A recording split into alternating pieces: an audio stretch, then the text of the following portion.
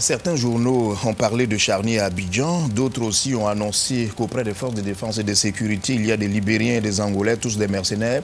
Ces mêmes journaux ont affirmé que des proches du président Laurent Gbagbo seraient visés par des sanctions de l'Union européenne. Le ministre de l'Intérieur, Émile Guiréoulou, a prononcé une conférence pour dire ce qui est vraiment. Le reportage de Brice Dagouzouzoua.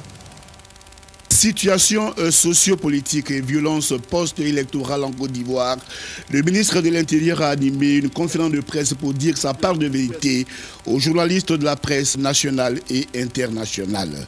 Émile Guiréoulou a rétabli la vérité sur certaines allégations mensongères distillées à dessein dans les journaux de l'opposition pour salir le gouvernement du Premier ministre Akimbo. Voici la vérité de Émile Guiréoulou sur le prétendu charnier qui aurait fait 173 morts. Ce que je peux vous dire, c'est que comme en 2000, les gens, effectivement, dans l'intention de nuire, ont voulu monter un charnier. Ils avaient même le chiffre, puisqu'ils ont annoncé 65 corps. Mais jusqu'à aujourd'hui, bon, ils n'ont pas pu avoir leur charnier, donc ils n'ont pas pu montrer là où ils se trouvent. Mais ce que je peux dire, c'est que nous sommes vigilants. Nous sommes vigilants pour que des gens ne constituent pas un charnier, ne fassent pas un montage de charnier pour le mettre sur le compte du gouvernement.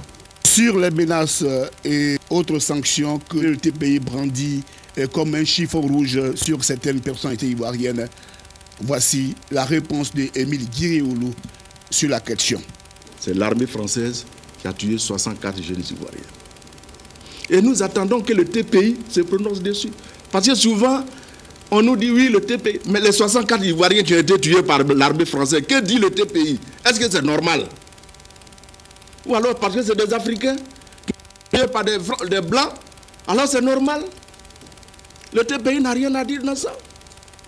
Et c'est chaque fois à nous qu'on brandit le chiffon rouge. Oui, on va vous envoyer au TPI. Mais qu'on nous envoie au TPI. Parce que c'est ça, c'est malsain.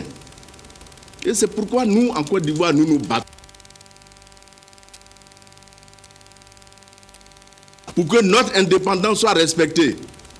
Pour qu'on nous considère comme des peuples égaux avec les autres. Et qu'on ne nous infantilise pas. Qu'on n'infantilise pas les structures internationales. Parce qu'on veut nous faire taire, on ne nous fera pas taire. Le ministre de l'Intérieur a aussi démenti avec véhémence certains mensonges faisant allusion des soi-disant soldats libériens ou angolais qui auraient pris part au combat à côté des FDS lors de la marche insurrectionnelle du RHDP.